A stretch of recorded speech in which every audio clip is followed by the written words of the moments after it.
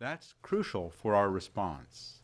And the identification, diagnosis, and safe care of anyone who may have Ebola needs to be top of mind right now for healthcare providers throughout the country.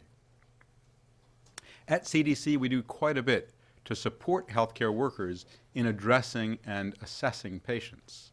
We've provided detailed information that should be available to every frontline healthcare worker about how to address a patient who may have Ebola.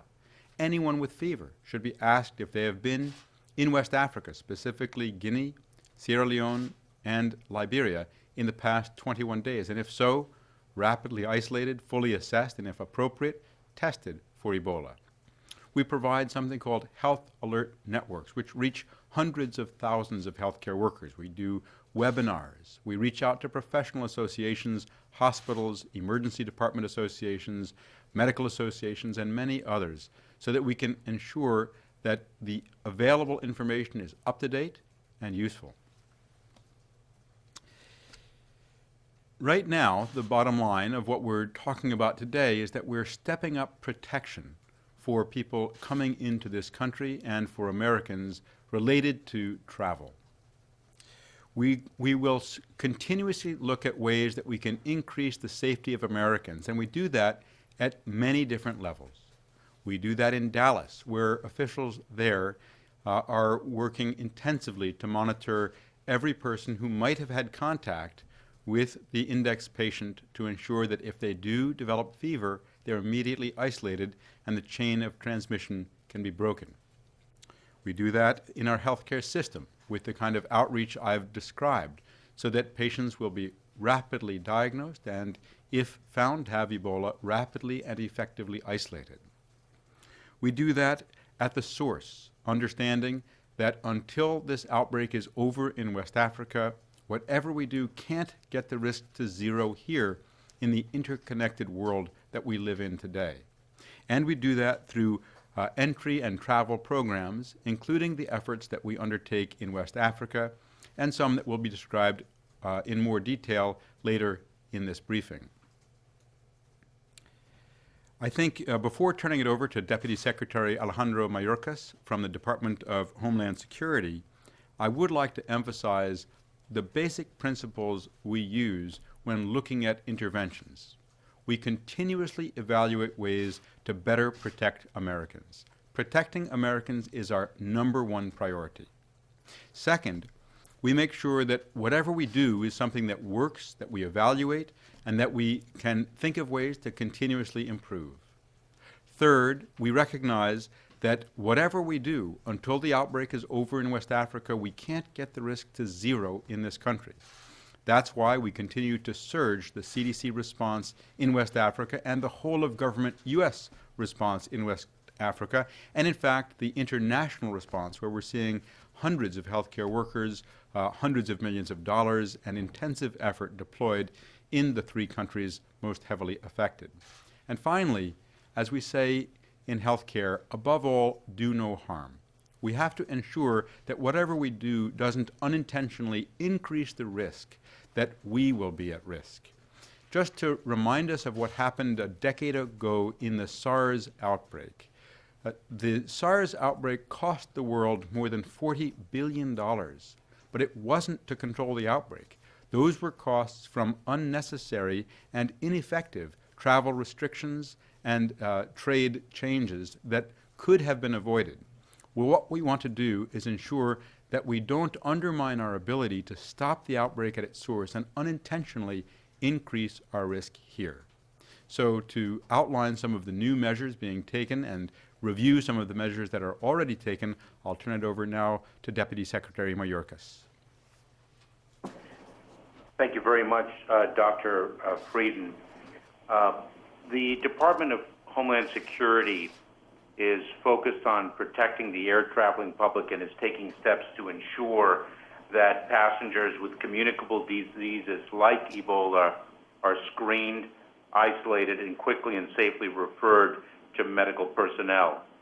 We have implemented a range of measures to ensure a layered approach. To date, the existing measures in place include issuing do not board orders to airlines if CDC and the Department of State determine a passenger is a risk to the traveling public.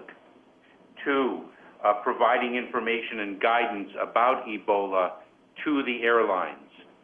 3, posting notices at airports to raise awareness about Ebola. And 4th, providing a health notice, commonly referred to as a tear sheet, to travelers entering the United States that have traveled from or transited through the affected countries, with information and instructions should there be concern of possible infection. In addition, moving forward, all travelers arriving to the 5 airports I identified in the United States from Liberia, Sierra Leone, and Guinea will undergo the enhanced screening measures. They will answer targeted questions about whether they have had contact with Ebola patients. We will collect additional U.S.-based contact information should CDC need to contact them.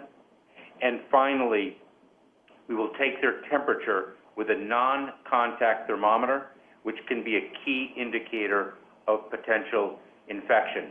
We are taking these additional measures in a dynamic environment to ensure a layered approach and that we take the security measures that we assess to be needed right now. With that, Dr. Frieden, I'll turn it back.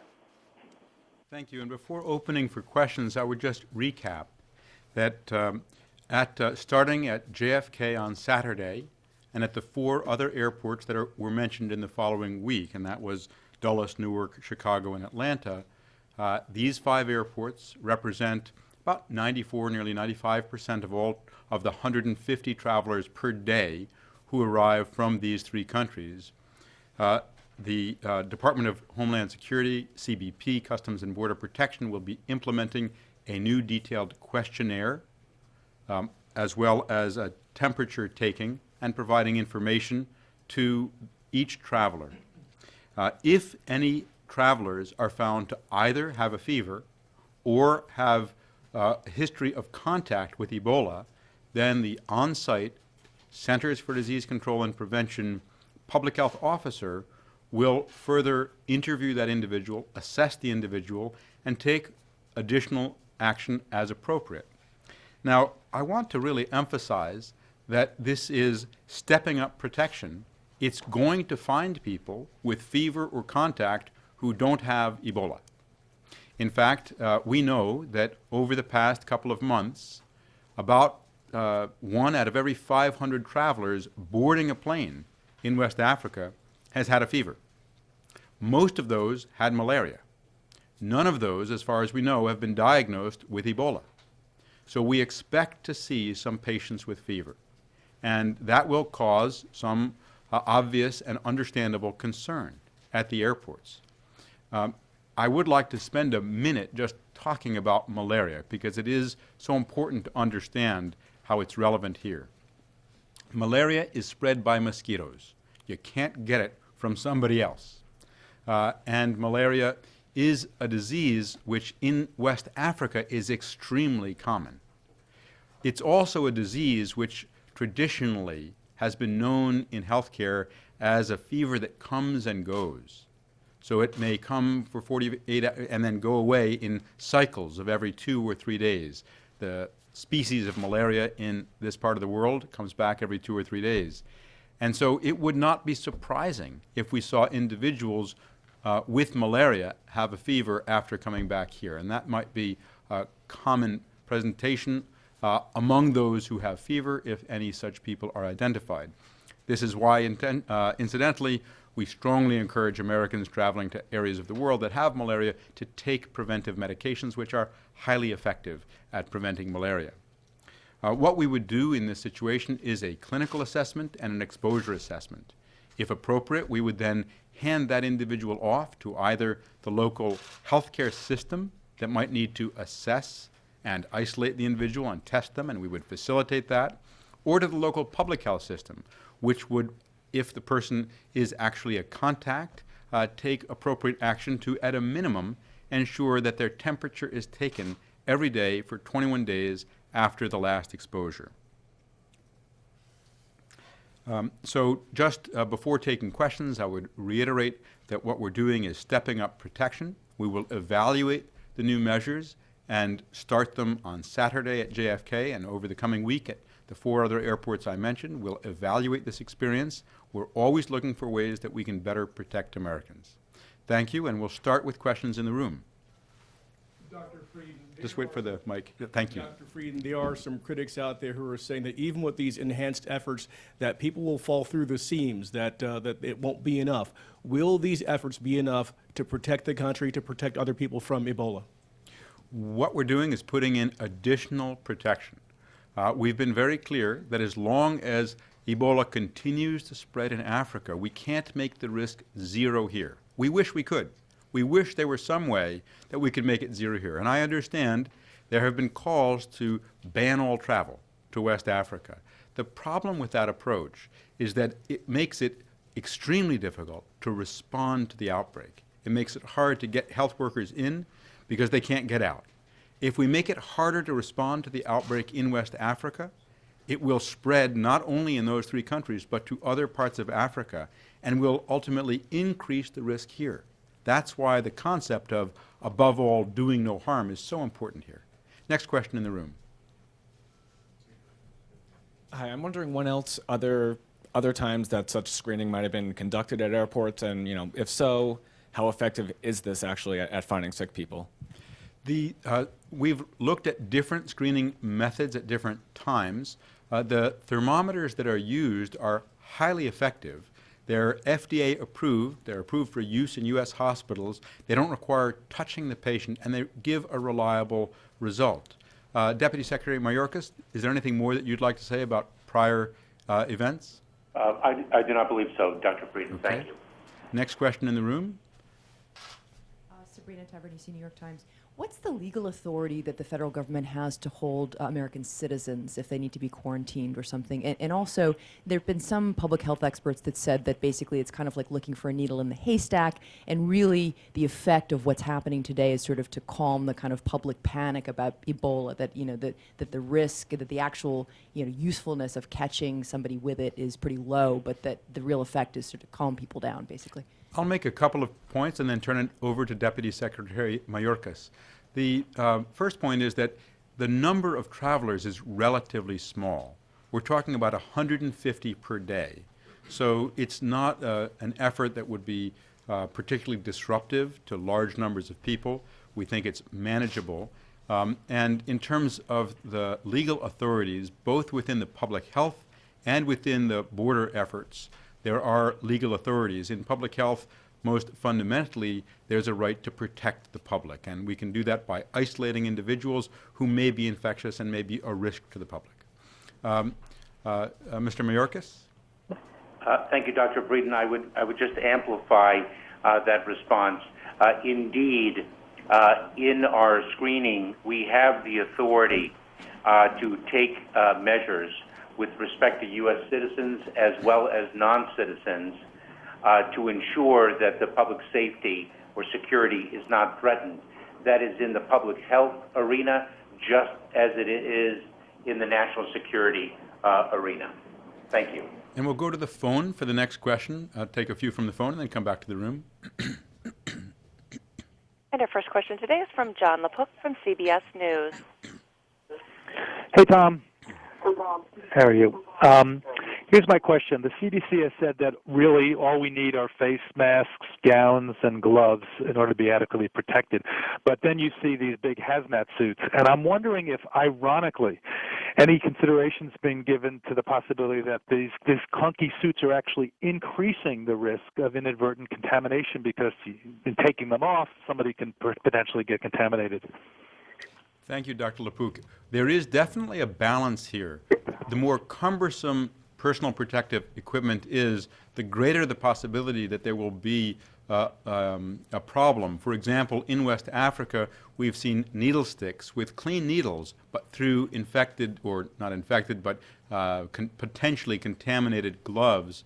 it's difficult to work in more cumbersome personal protective equipment, and that's why we're looking at as many practical approaches that will still be safe. We recognize that there's understandable concern with the infection in Spain, with the infections in West Africa, to make sure that our healthcare workers are safe. And that's why CDC has infection control experts who work intensively with any facility that is concerned about or has a patient with Ebola. Next question on the phone. Our next question is from Sean Robb from Fox News. Thank you for taking my call. My question, Doctor, you may have explained this in a previous conference call. Explain to us whether Thomas Duncan was eligible to receive blood plasma from Dr. Brantley. So specific questions about the care of the patient who died in Dallas would have to be referred to the hospital there. I would just remind us that Ebola, even with the best of treatment, is a terrible disease and is fatal in a high proportion of cases. And we encourage rapid and early diagnosis, because the earlier someone is diagnosed, the more likely they will be to survive. In the room.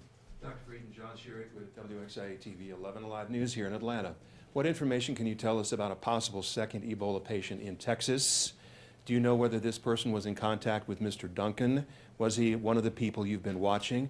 Was he also perhaps recently in West Africa?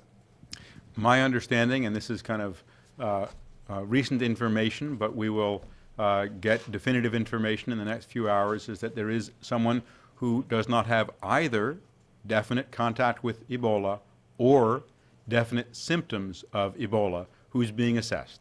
And you know what we expect is that as people are more concerned, as there's a higher index of suspicion, people will be assessed, there will be rumors and concerns and potential cases, and that's as it should be. We should just keep it in perspective. Right now, there's only one patient who's ever been diagnosed with with Ebola in the U.S., and that individual tragically died today.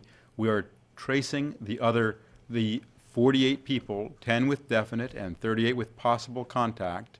None of them, as of today, has had fever or symptoms suggestive of Ebola, but we recognize we're not out of that 21-day waiting period, and we're actually at the peak incidence period of 8 to 10 days, so it's certainly a time when we're anxious and carefully assessing. May I follow up just briefly? Was he one of the people you've been monitoring? We'd have to get back to you on that. My understanding is that he had neither definite contact nor definite symptoms suggestive of Ebola. Next in the room. Hi, Noam Levy with the Los Angeles Times. Given the demand for manpower and supplies in West Africa, are there critical resources that are being diverted for this screening process that could perhaps be better utilized on the ground in West Africa or elsewhere? The screening program here is not diverting from or in any way undermining our efforts in West Africa. The temperatures will be taken under the supervision of Customs and Border Protection. CDC already does staff quarantine stations. We'll need to add a small number of additional staff to provide 24/7 coverage at these 5 airports, and it is in no way going to make it more difficult for us to stop the outbreak in Africa. In the room?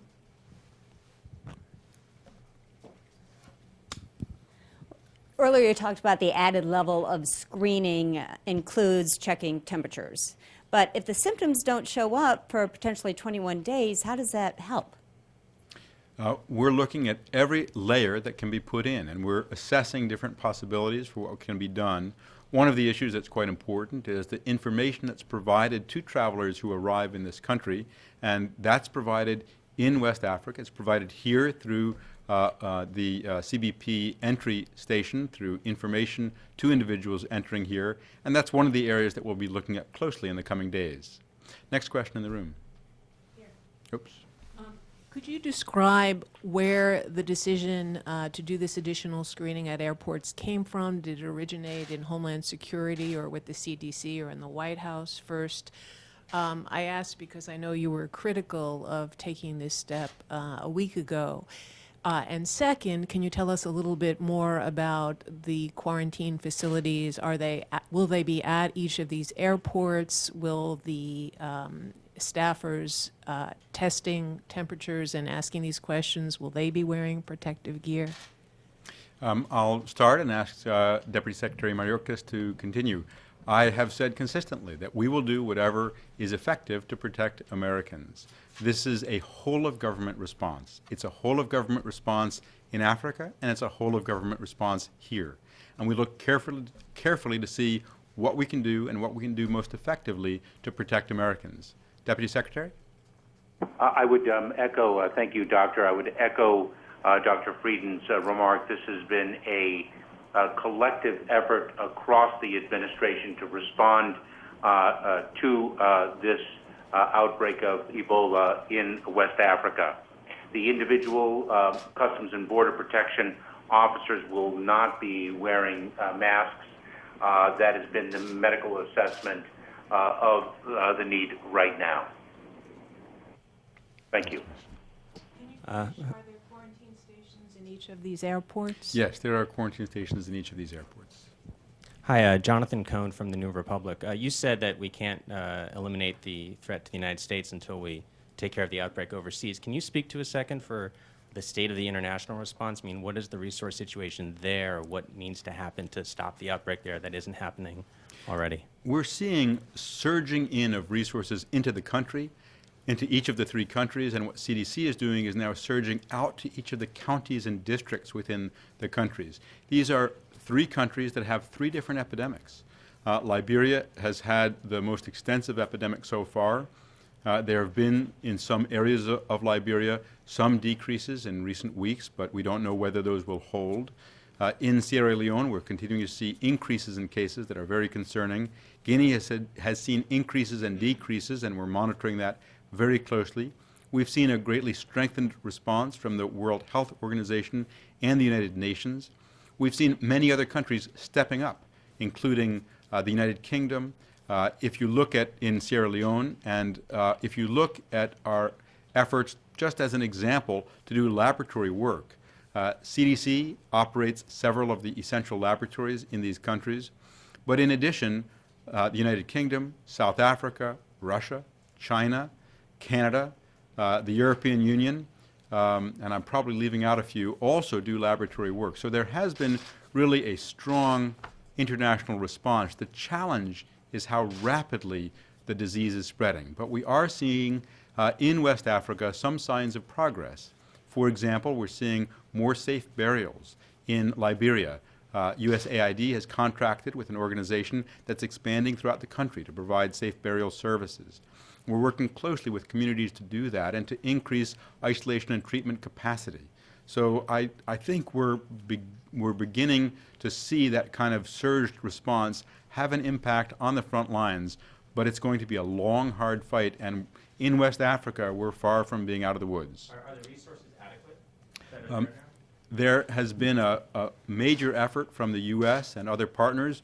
We hope and expect to see more resources coming in from countries around the world matching the kind of leadership that the U.S.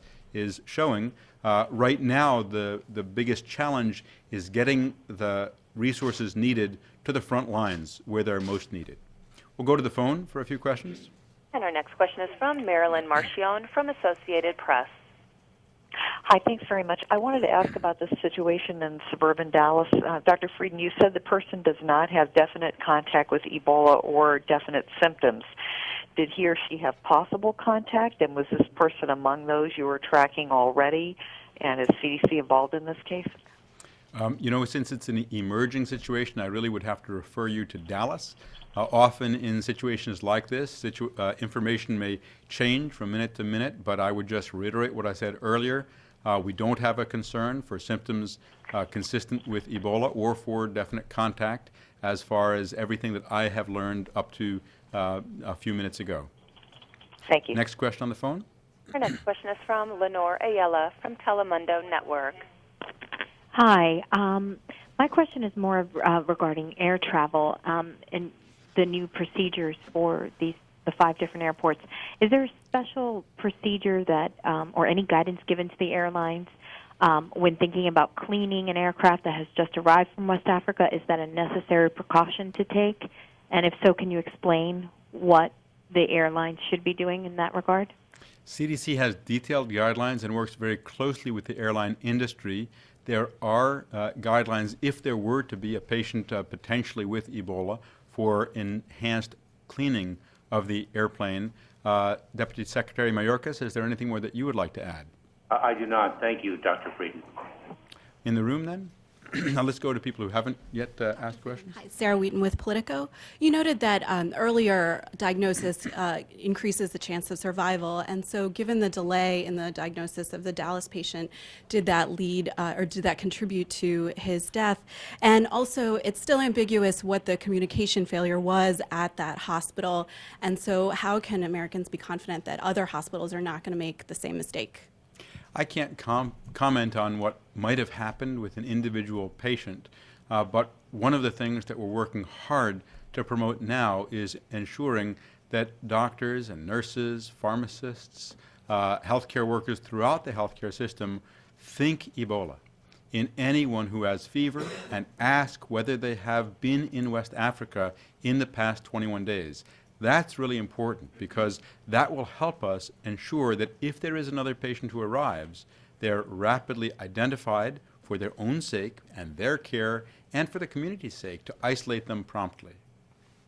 Hi, Caleb Hellerman, CNN. Just following up on Marilyn's question a bit, we've heard a little bit about who this person is in Frisco, Texas. Just to clarify, the 48 people we supposedly contacts, either high or low risk, are all 48 of those, are they being monitored with the personal in-person temperature checks? So if this person was not one of them, they would not be getting those checks. Is that fair to say? In Texas, very intensive work has gone on to identify everyone who had appears to have had definite contact with the index patient and everyone who might have had contact with the index patient. That identified 10 people with definite contact and 38 in whom contact could not be ruled out. For those 48 people, every one of them has been identified, monitored every day with someone from the public health system measuring their temperature with an accurate device. None of them have had symptoms. None of them have had fever. There have been rumors and concerns of other contacts or other cases. None of those have panned out. I understand that there's a situation now that's being assessed. Again, the latest information we have is no definite contact, no definite symptoms. Who's next?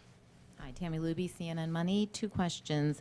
One is that Duncan didn't have a fever when he was questioned, and he lied about his contact. So would our screening process now be effective in catching him today?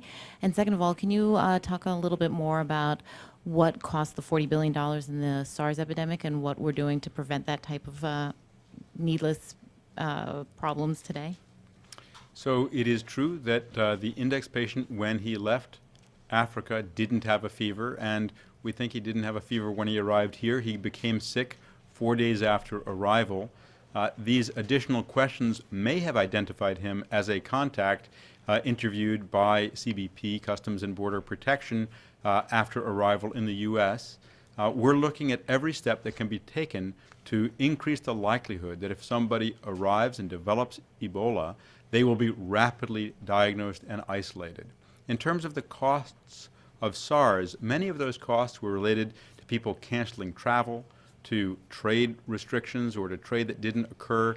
And I have to say I've spoken with business leaders who've emphasized to me that there's so many misconceptions about Ebola that they're already seeing things like a reduction in investment in parts of Africa that are not in any way, shape, or form involved in the Ebola outbreak. So we're concerned that if we don't ensure that we focus on what works and do that well, we may have that same kind of unnecessary and counterproductive cost here.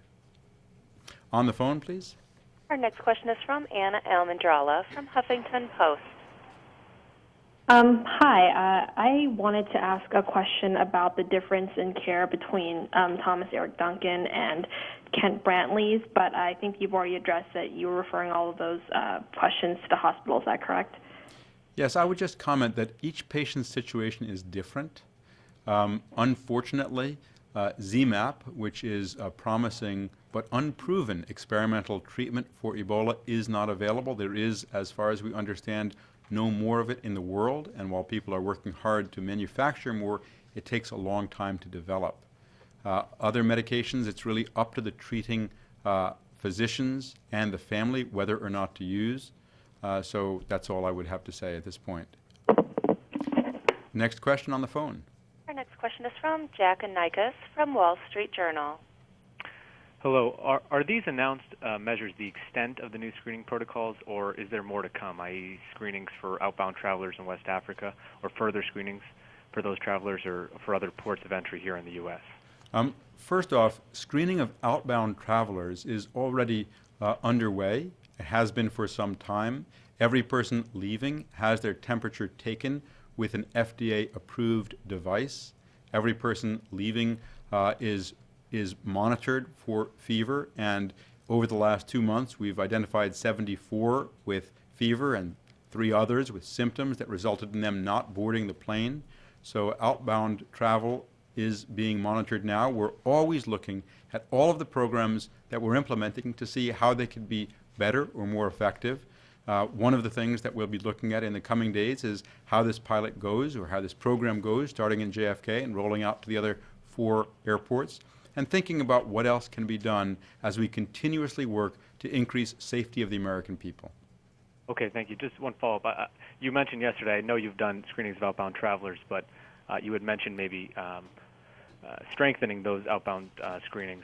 And one other quick follow-up, how will passengers to be screened be identified, particularly if a traveler's original flight out of West Africa is a separate booking from their U.S.-bound flight?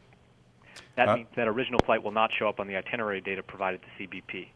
Deputy Secretary Mayorkas, would you like to respond? Yes, thank you very much, Dr. Frieden. And if I can just add something in response to the immediately preceding question, that we are working very closely together across the administration, and we will continue to assess the risk of the spread of Ebola into the United States and take additional measures as necessary to protect the American people. I think it's very important to emphasize the point that Dr. Frieden made, which is we are continuously assessing the situation and taking the measures that we deem necessary. We have in our screening capabilities the ability to identify individuals travel not only with respect to the last point of departure, but the point of origin, and so that we can, in fact, identify the full journey of the individual arriving in the United States. Thank you, Doctor. In the room? Yes, hello, Wendy Corona with WSB-TV. My question to you is, the goal has always been to stop the outbreak at the source. We're seeing that that is not the case anymore. Ebola is identified originally decades ago. What can you tell us then? Is this a new day for the U.S.? Is Ebola here, in essence, as one of our viruses and diseases that we need to keep an eye on? We have stopped every Ebola outbreak until this one. This is an unprecedented outbreak in West Africa. We're surging the response with a whole-of-government approach from the U.S. and the global community. It's going to be a long, hard fight, but we remain convinced that we can contain the outbreak in West Africa. If we fail to do that, then it would be a very different situation, because it could spread to other parts of Africa and could be a longer-term risk to us here now. But as of today, the only patients with Ebola in the U.S. are in hospitals. The only risk is among people who have returned in the last 21 days. And it is important to put into perspective what the risks are. Ebola is scary. It's a deadly disease, but we know how to stop it. And we're stopping it in West Africa, community by community. Dallas is doing an excellent job of tracing contacts to stop it there. And healthcare workers throughout the U.S. need to think Ebola in people who have fever and have returned from each or any of these 3 countries in the past 21 days. 2 more questions, and then we're going to stop. I think, sir, you haven't had a chance? Sure. Doug Stoddard with NBC News. Earlier today, the CDC sent out some strict guidelines for the handling of human remains of Ebola patients. Can you expand on some of those guidelines, the seriousness of them, and if the CDC will be playing a role with the Dallas victim? Yes, as in Africa, we're concerned that handling of individuals who have passed away from Ebola is a very high-risk procedure. The way Ebola works is if you're exposed but not sick, you have no ability to pass it on to others. As you begin to get sick and you have a fever, you may be able to pass it to others. And the sicker you get, the higher the amount of virus in your body. And when someone dies from it, there are large quantities of virus. So we have worked very closely with the authorities in Texas to ensure that respectfully and with the ability of the family to view the body, the patient who died earlier today, his human remains will be safely removed and safely handled so that they will not present a risk to anyone in the family, to anyone in the healthcare system, or to anyone who's participating in the process of burial. We have one last question, and that'll be back to the beginning. Christopher King with CBS 46 here in Atlanta again. We already know about Nancy Wright-Bowl and Kent Brantley, but there was another patient who was brought here to Atlanta about a month ago. What happened to that patient, and can you tell us who that patient is? We don't reveal information about individual patients. We certainly provide detailed consultation from CDC on every single patient who we find, every single patient who might have Ebola, so that we can provide that expert consultation and ensure that they get the care that's available here. So just in wrapping up, I'd like to thank all of you for your interest. I'd like to remind us of the tragedy of Ebola for the patient's family in Dallas and for the thousands of families throughout West Africa that have been dealing with this terrible disease for the past 6 months. I'd like also to thank the Department of Homeland Security and Deputy Secretary Mayorkas for their partnership in this, and for Customs and Border Protection and the Commissioner there, Gil Kerlikowske, with whom we work very closely and have a very productive relationship, and remind us that the bottom line here is that we're stepping up our efforts to protect Americans, that we will always look at what works, we'll continuously evaluate it, and consider what more we can do to keep Americans safe, understanding that as long as Ebola is spreading in Africa, it will remain a risk here. We will do everything we can both to stop it at the source and to protect Americans here. Thank you very much. Thank you, Linda.